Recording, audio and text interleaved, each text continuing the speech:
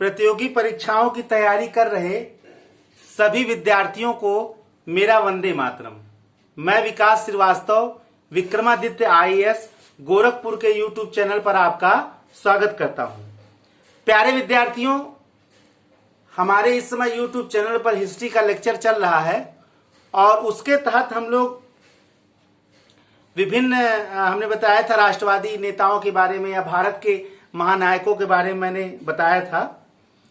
आज हिस्ट्री के लेक्चर के तहत हम लोग भारत में स्वतंत्रता आंदोलन के दौरान चलाए गए गरम दल आंदोलन या उग्रपंथी राष्ट्रवादी आंदोलन के बारे में आपको जानकारी देंगे। यूं तो सिविल सेवा परीक्षा या भारत के अन्य परीक्षाओं में गरम दल आंदोलन से कई प्रश्न आते हैं। गरम दल के जितने भी राष्ट्रवादी नेता थे इनके बारे में भी लगातार प्रश्न आते हैं और मुख्य परीक्षा में भी आईएएस या पीसीएस के मुख्य परीक्षा में भी गरम दल आंदोलन का भारतीय स्वतंत्रता आंदोलन में क्या योगदान था ये भी परीक्षा में आ सकता है। इसका मूल्यांकन पूछ सकता है। क्या गरम दल आंदोलन के महानायकों ने भारत के राष्ट्रीय आंदोलन को पहली बार जन आंदोलन में परिणत कर दिया? यह भी प्रश्न एग्जाम में आपके व्याख्या करने के लिए आ सकता है। तो इन सारे चीजों का प्रश्न आज यहां हम अपने इस लेक्चर में देंगे। ये एक विस्तृत लेक्चर होगा और इसके तहत हम गहन अध्ययन भी करेंगे और वास्तव में चरमपंथी राष्ट्रवाद, जिसको अंग्रेजों ने एक्सट्रीमिस्ट नेशनलिज्म के बारे में भी बताया, चरमपंथी राष्ट्रवाद कहा है, उग्रपंथी राष्ट्रवाद कहा है या सम्मान से हम लोग उसको गरम दल आंदोलन कहते हैं। इसके बारे में बहुत विवाद भी है और भारत में चूंकि अंग्रेजों के भारत में शासन करने की जो मूल मानसिकता थी, पहली बार अगर उसको भारतवर्ष में किसी ने पहचाना था तो वो गरम दल के नेता थे। उदारवादी दल के नेता अभी तक भारत में अंग्रेजों के शासन को वरदान मानते थे। उन उदारपंथी नेताओं का मुख्य सोच यही था कि अंग्रेजों ने भारत में शांति स्थापित की है, अंग्रेजों के कारण ही भारत का आधुनिक रूप से विकास हो रहा है। भारत में अंग्रेजों ने नई तकनीकी लाया, नया शिक्षा लाया, शासन का एकीकरण किया, शासन में तार्किकता वैज्ञानिकता को लाया। ये उदारपंथी नेता जिसमें गोपाल कृष्ण गोखले, फिरोज शाह मेहता, दादा भाई नौरोजी ये समस्त शामिल थे। लेकिन भारत में पहली बार अंग्रेजों के चरित्र को पूर्ण रूप से समग्रता में समझने का अगर पहली बार किसी ने काम किया था तो वे थे गरम दल के नेता। उग्रपंथ राष्ट्रवाद के जो नेता थे लोकमान्य बाल गंगाधर तिलक, लाला लाजपत राय, ये प्रमुख दो लोग थे। अरविंद घोष आप कह सकते हैं, कुछ दिन के लिए विपिन चंद्र पाल भी साथ आए थे। इन नेताओं ने पहली बार भारत में अंग्रेजों के शासन के चरित्र को पूर्ण रूप से समझा था। उनका मानना था कि अंग्रेजी शासन भारत के लिए वरदान नहीं है बल्कि अभिशाप है। उनका मानना था अंग्रेजों ने भारत में शांति इसलिए स्थापित की ताकि सबका गला एक साथ अपने काट सके। उन्होंने यह कहा कि लोगों का आपस में गला काटने से अंग्रेजों ने इसलिए मना किया ताकि सभी का गला अंग्रेज अपने काट सके। भारत के में अंग्रेजों के शासन को अभिशाप मानने वाले गरम दल के नेता लोकमान्य बाल गंगाधर तिलक, लाला लाजपत राय वास्तव में इस देश के सच्चे नायक थे। भारत के आजादी को या भारत के स्वतंत्रता आंदोलन को पहली बार जन आंदोलन बनाने में इन्हीं राष्ट्रवादी नेताओं का प्रमुख योगदान रहा। अभी तक जो आंदोलन भारत के मात्र शिक्षित, भारत के मात्र धनी, भारत के मात्र विशिष्ट नेताओं तक सीमित था, उस आंदोलन को पहली बार जनता तक ले जाने का काम अगर किसी ने किया तो इसी गरम दल के नेताओं ने किया, जिनमें लोकमान्य तिलक और लाला लाजपत राय प्रमुख नेता थे। आज हम इन्हीं नेताओं के बारे में जानेंगे और उग्रपंथी राष्ट्रवाद का या गरम दल आंदोलन का मूल्यांकन भी करेंगे। भारत के राष्ट्रीय आंदोलन में इनका क्या योगदान था, ये भी जानने का हम यहां प्रयत्न करेंगे। गरम दल आंदोलन के जो मूल भारत में सिद्धांत थे वो मुख्य रूप से था बहिष्कार, स्वदेशी और राष्ट्रीय शिक्षा। बहिष्कार के माध्यम से उनका मूल उद्देश्य था कि भारत में ब्रिटिश वस्तुएं जो हैं इनका बहिष्कार किया जाए। और आपको जान के आश्चर्य होगा कि यही सिद्धांत आगे चलकर जब महात्मा गांधी भारत के राजनीति में प्रवेश करते हैं तो इसी बहिष्कार को उन्होंने अपनाया। यानी भारत में जिस आंदोलन को, बहुत सारे चीजों को महात्मा गांधी ने चलाया वो पहले भी भारत में चल चुका था। जैसे बहिष्कार, स्वदेशी आंदोलन में बहिष्कार का, ब्रिटिश वस्तुओं के बहिष्कार का आंदोलन बड़ा चरम पर चला था। फिर बहिष्कार आप करेंगे तो स्वदेशी को अपनाएंगे। और तीसरा जो इनका सिद्धांत था वो था राष्ट्रीय शिक्षा। राष्ट्रीय शिक्षा का मतलब क्या हुआ? एक शिक्षा का चरित्र मैकाले की रणनीति न हो कि एक ऐसे शिक्षा, जो मैकाले की शिक्षा नीति थी उसके तहत एक ऐसा भारतीय पैदा करना था जो भले ही रंग और रूप से हिंदुस्तानी हो, भारतीय हो, लेकिन सोच से अंग्रेज हो। सोच से, शिक्षा से, रहन सहन, खान पान से वो क्या हो? अंग्रेज हो, ताकि वो एक अंग्रेजी क्लर्क के रूप में, वो किसी अंग्रेजी प्रशासनिक अधिकारी को नहीं चाहते थे। वो चाहते थे कि जो भारतीय हैं वो ब्रिटिश क्लर्क के रूप में काम करें। यानी वो भारत की शिक्षा को ग्रहण करें और ब्रिटिश के लिए जो क्लर्क ईस्ट इंडिया कंपनी की आवश्यकता है उन क्लर्क का काम करें। यह ब्रिटिश शिक्षा नीति का मुख्य उद्देश्य था। लेकिन भारत में जिस राष्ट्रीय शिक्षा का बात उग्रपंथी राष्ट्रवादी नेता कर रहे थे उसका मूल उद्देश्य था शिक्षा ऐसी हो कि देश के लिए देशभक्त पैदा करें। एक ऐसा शिक्षित वर्ग पैदा हो जो सच्चे मन से देश के लिए सोचता हो और सच्चे मन से देश के मुक्ति संग्राम का नायक बने। एक ऐसी राष्ट्रीय शिक्षा जो हमारे होनहारों में, हमारे नौनिहालों में राष्ट्रीय चरित्र पैदा करे। एक ऐसी शिक्षा जो देश के आंदोलन को सही दिशा दे सके। यानी एक देशभक्त नागरिक पैदा करना उनके राष्ट्रीय शिक्षा का मूल उद्देश्य था और यही वो करना चाहते थे। तो मैंने 3 चीज बताया, बहिष्कार, स्वदेशी और राष्ट्रीय शिक्षा। यही उनका मूल सिद्धांत था, मूल कार्यक्रम था, मूल उद्देश्य था। किसका था? गरम दल के आंदोलन के नेताओं का। ये तो आपको मैंने मुख्य उनका सिद्धांत बता दिया जिसके बारे में आप आसानी से मेंस की परीक्षा में व्याख्या कर सकते हैं। अब जो गरमपंथी आंदोलन था इसके प्रमुख नेताओं का जरा हम वर्णन यहां कर लिया जाए, क्योंकि बहुत सारा गरम दल के आंदोलन का जो सिद्धांत था वो उन्हीं के विचारधाराओं से सामने आ जाएगा। इसमें सबसे पहले नेता थे लोकमान्य बाल गंगाधर तिलक, भारत के पहले राष्ट्रीय नेता जिनको लोकमान्य की उपाधि मिली हुई थी, यानी पूरे लोक के मान्य थे।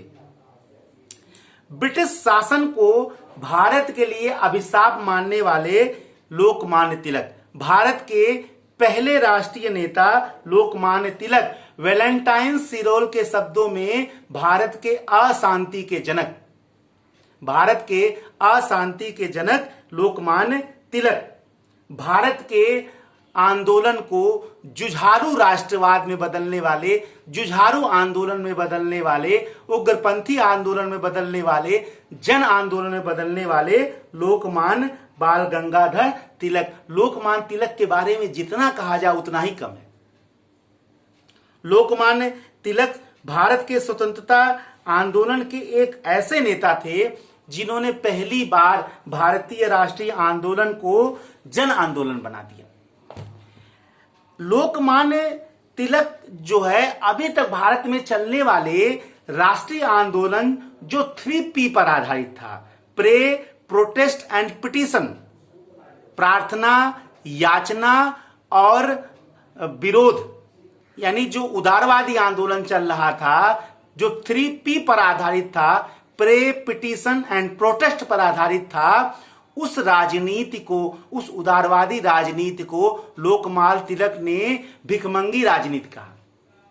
यही कारण है लोकमान्य तिलक ने उस समय के उदारवादी आंदोलन के कारण ही कांग्रेस को बेगिंग इंस्टीट्यूट यानी भिखारी संस्था या भिखमंगी संस्था कहा था। और उनका मानना था कि इस तरह से भीख मांगने से आजादी या स्वराज नहीं मिल सकता है, इसके लिए एक जुझारू आंदोलन करना पड़ेगा। लोकमान्य बाल गंगाधर तिलक का यह भी मानना था कि एक पराधीन देश जिसका लड़ाई दुनिया के सबसे शक्तिशाली साम्राज्यवाद से है, उसका जो नेता है उसके अंदर त्याग, तपस्या, बलिदान की भावना होनी चाहिए।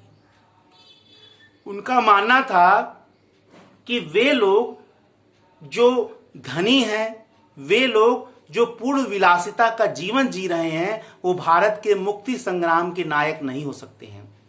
भारत का नायक जो एक पराधीन देश है, उसका नायक वही हो सकता है जिसके अंदर त्याग, तपस्या और बलिदान की भावना हो। और वास्तव में गरम दल के नेता लोकमान्य बाल गंगाधर तिलक और लाला लाजपत राय के अंदर ये भावनाएं कूट कूट के भरी हुई थी। वास्तव में ये दोनों नेता भारत के सच्चे अर्थ में नायक थे, सच्चे अर्थ में नेता थे। जो वास्तव में एक लीडर के अंतर्गत होना चाहिए, वो इन दोनों नेताओं में वो गुण कूट कूट कर भरा हुआ था। लोकमान्य बाल गंगाधर तिलक 23 जुलाई 1856 में इनका जन्म महाराष्ट्र के रत्नागिरी में चित्पावन ब्राह्मण के घर हुआ था। 1876 में इन्होंने गणित में स्नातक किया। उस जमाने में जब लोग पढ़ाना नहीं जानते थे, उस जमाने में उन्होंने मैथमेटिक्स में स्नातक किया। और इसके बाद भारत के आंदोलन में, राष्ट्रवादी आंदोलन में ये कूद पड़े। देखिए, उस समय भी आंदोलन कोई क्रमागत या क्रमबद्ध नहीं चल रहा था, या अभी समझ लीजिए कोई बहुत आंदोलन शुरू भी नहीं हुआ था, क्योंकि अभी भारत में जो शक्तियां थी, जो चाहे शिक्षित का हो, चाहे विशिष्ट जन किसी का, वो बहुत बंटी हुई थी। अभी एक राष्ट्रवादी संस्था की आवश्यकता थी, जो आगे चलकर कांग्रेस की स्थापना 1885 में हुआ और देश की शक्ति को एकाग्र किया गया। लेकिन इसके बावजूद भी जो राष्ट्रवादी लोग थे, वो अपने स्तर पर जहां जहां थे वहां वहां अपने स्तर पर इस आंदोलन के वाहक बन रहे थे। ठीक है ना। यही कारण है कि 1880 में लोकमान्य तिलक ने न्यू इंग्लिश स्कूल खोला, दक्कन एजुकेशन सोसाइटी और फर्गुसन कॉलेज के स्थापना में भी लोकमान्य बाल गंगाधर तिलक का योगदान था। तिलक भारत के एक ऐसे नेता थे जो पत्रकारिता के कर्तव्य का निर्वहन करते हुए पहली बार जेल में गए थे। प्रश्न आता है बार बार, तो लोग जो है सुरेंद्र नाथ बनर्जी और लोकमान्य तिलक में कंफ्यूज रहते हैं, लेकिन आज इसको पहली बार जान लीजिए कि पत्रकारिता के कर्तव्य का निर्वहन करते हुए पहली बार भारत में जेल जाने वाले अगर कोई राष्ट्रवादी नेता थे तो वो सुरेंद्र नाथ बनर्जी नहीं थे, बल्कि लोकमान्य बाल गंगाधर तिलक थे। तिलक ने 2 पत्र उस समय जारी किए, पहला केसरी और दूसरा मराठा। केसरी जो है वो मराठी में था और मराठा जो है वो इंग्लिश में था। ये 2 पत्र या 2 समाचार पत्र या 2 पत्रिकाएं उस समय आग उगलती थी। ब्रिटिश गवर्नमेंट से न डरते हुए इसमें लोकमान्य तिलक बेबाक लिखते थे। और आपको जान के आश्चर्य होगा, भारत में क्रांतिकारी आंदोलन का बीज अगर पहली बार किसी ने बोया तो वो लोकमान्य तिलक। हालांकि वो उग्रपंथी नेता थे, गरम दल के आंदोलन के नेता थे, लेकिन भारत में क्रांतिकारी आंदोलन का बीजारोपण करने वाले लोकमान्य तिलक थे और वह पत्र था केसरी। 1897 में उन्होंने केसरी में एक लेख लिखा और वो लेख किस पर आधारित था? उस समय पूना में, तिलक का आपको बता रहा हूं ये एक गहन अध्ययन है, उस समय पूना में प्लेग फैला और बहुत बड़े स्तर पर प्लेग फैला, और उस प्लेग का उपचार करने के बहाने ब्रिटिश कर्मचारी या अधिकारी भारतीयों के घरों में घुसते थे और बहन बेटियों के साथ बहुत भयानक दुर्व्यवहार करते थे। तिलक ने अपने केसरी में इसके विरुद्ध लेख लिखा और उन्होंने बताया जिस तरह शिवाजी ने एक पाप का अंत करने के लिए अफजल खां की हत्या कर दी, उसी प्रकार इस तरह से आतताइयों को मारना कहीं पाप नहीं होगा। आपको जान के आश्चर्य होगा, तिलक के केसरी में लिखे इस लेख से चापेकर बंधु बहुत प्रभावित हो गए।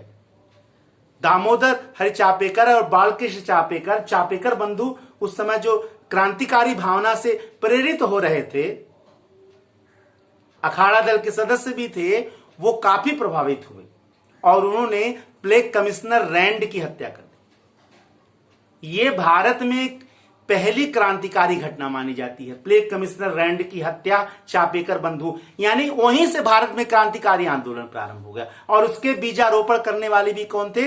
लोकमान्य बाल गंगाधर तिलक। तिलक को 18 माह की सजा भी हो गई। और जब तिलक को सजा हुई विद्रोह भड़काने के आरोप में, तो सुरेंद्रनाथ बनर्जी ने कहा, और उस समय पूरे देश में एक शोक का लहर आ गया। यानी अभी तक जो भारत टुकड़ों में बटा हुआ था, भारत की भावना किसी नेता को लेकर अभी तक एक नहीं हुई थी। पहली बार तिलक के मामले में जो उनको 1897 में सजा मिला, पूरे भारतीयों की भावना एक हो गई। सुरेंद्रनाथ बनर्जी के शब्दों में, आज सारा भारत आंसू बहा रहा है। सुरेंद्रनाथ बनर्जी ने तिलक के गिरफ्तारी पर कहा, आज सारा भारत आंसू बहा रहा है। इससे आप अंदाजा लगा सकते हैं कि भारत के पहले राष्ट्रीय नेता लोकमान्य बाल गंगाधर तिलक थे। तिलक मात्र एक भारत के महान स्वतंत्रता सेनानी ही नहीं थे, अपितु परम विद्वान थे। उन्होंने गीता रहस्य गीता पर लिखा और द आर्कटिक्स होम्स ऑफ आर्यंस ये भी लिखा, और उन्होंने बताया आर्य कहीं से उत्तरी ध्रुव से होकर आए थे। ठीक है, इतने परम विद्वान की टीका टिप्पणी मैं यहां नहीं कर सकता। ठीक है, इसके अलावा भारत के आंदोलन में इन लोगों का योगदान कोई ऐसे ही नहीं माना जाता है। आप देखिए, इन्होंने धर्म में का भी प्रयोग कहीं न कहीं शुभ राजनीति के लिए, आज के राजनेताओं की तरह धर्म का प्रयोग गंदी राजनीति के लिए नहीं किया। उसका प्रमाण मैं आपको दे रहा हूं।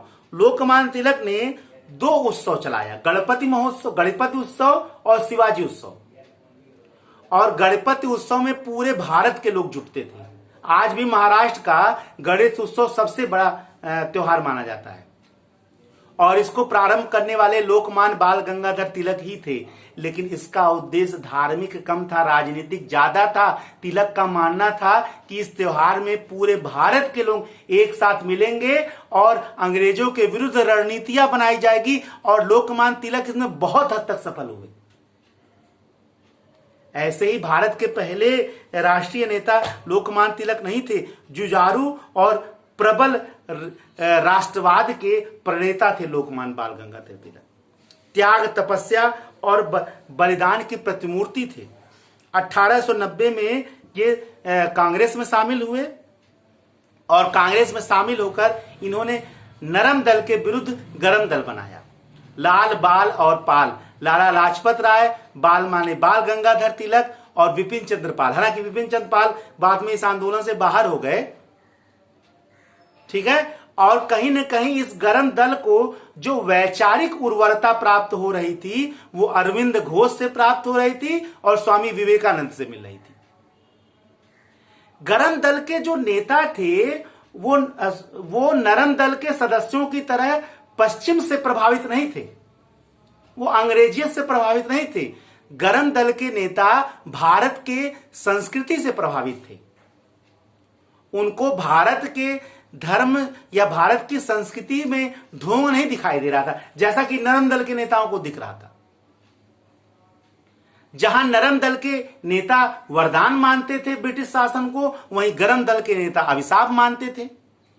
जहां नरम दल के नेता ब्रिटिश संस्कृति से प्रभावित थे, वहीं गरम दल के नेता भारतीय संस्कृति से प्रभावित थे, या कह लीजिए भारतीय संस्कृति के वाहक थे। ठीक है। 1907 में जब नरम दल और गरम दल की लड़ाई सतह पर आ गई, 1907 में कांग्रेस का सूरत अधिवेशन हुआ। गरम दल के सदस्य चाहते थे कि तिलक को अध्यक्ष बनाया जाए।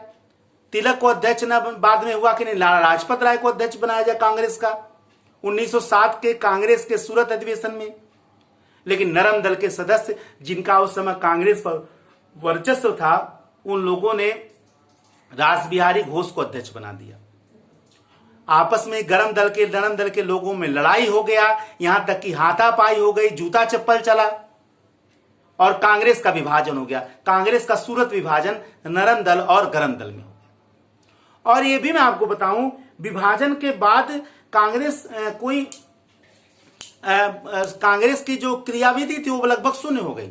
वैसे भी कांग्रेस अभी कोई जन आंदोलन नहीं बना था। गरम दल के सदस्यों ने उसको जन आंदोलन बनाया था, क्योंकि नरम दल के सदस्य जो हैं वो बड़े रईस थे, रिच थे, और कांग्रेस को एक वार्षिक सम्मेलन के रूप में देखते थे। साल में एक बार कार और गाड़ी बंगला के साथ उपस्थित हो गए और ऐश के साथ एक वार्षिक समारोह के रूप में उपस्थित होते कांग्रेस के अधिवेशन में, जिसमें केवल पहले ब्रिटिश साम्राज्य या ब्रिटिश सम्राट के जीवन वृद्धि के लिए, साम्राज्य वृद्धि के लिए पहले ईश्वर से प्रार्थना किया जाता था, उसके बाद कार्रवाई शुरू होती थी। यही कांग्रेस का चरित्र था।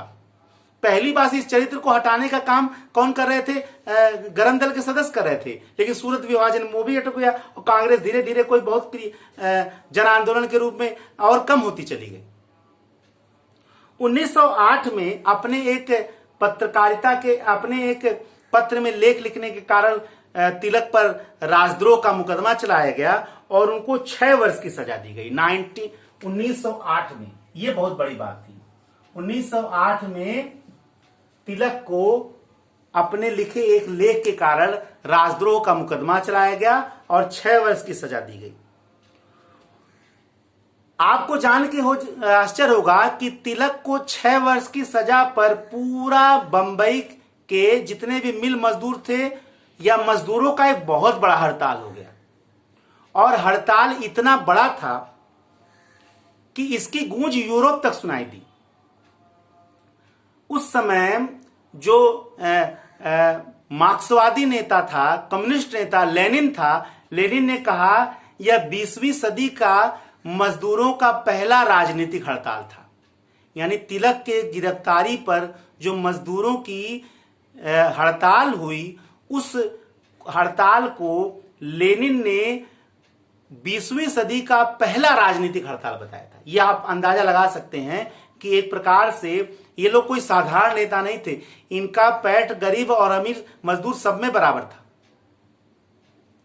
मजदूरों को एक बार तिलक ने आह्वान भी किया था कि आप भले ही दबे कुचले मजदूर हैं, लेकिन अगर आप चाहें तो प्रशासन को ठप कर सकते हैं। यह कहीं न कहीं गांधी जी के असहयोग आंदोलन का पूर्व स्वीकृति था।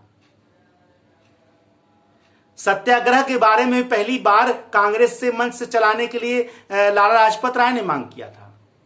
ऐसा नहीं कि भले ही यहां पे सत्याग्रह को गांधी जी ने चलाया और माना जाता है कि सत्याग्रह को उन्होंने शुरू किया, लेकिन इसकी भी मांग पहले हो चुकी थी। ठीक है ना। और इन्हीं गरम दल के लोगों ने जो पृष्ठभूमि तैयार की थी, उसी पे गांधी आंदोलन आगे चल के सफल हो गया। ऐसा नहीं था कि कोई बहुत नई चीज या कोई बहुत गांधी जी ने इन्हीं गरम दल के लोगों से ही भारत का आंदोलन अपने हस्तगत किया था। ठीक है। इसके बाद कहा जाता है कि 1914 में लोकमान्य तिलक जेल से बाहर आए और उन्होंने उसके बाद कांग्रेस के गरम दल और नरम दल के मिलन के लिए काफी प्रयास किया और 1916 का क्या कहते हैं जो अधिवेशन हुआ लखनऊ में, उसी अधिवेशन में कांग्रेस के गरम दल और नरम दल एक बार पुनः मिल गए। कहा जाता है कि उस सम्मेलन में भाग लेने के लिए पूरा एक ट्रेन ही बुक कराकर लाए थे लोकमान्य तिलक के समर्थक। पूरा एक ट्रेन ही बुक करा के ले, होम रूल ट्रेन के नाम से ले आए थे।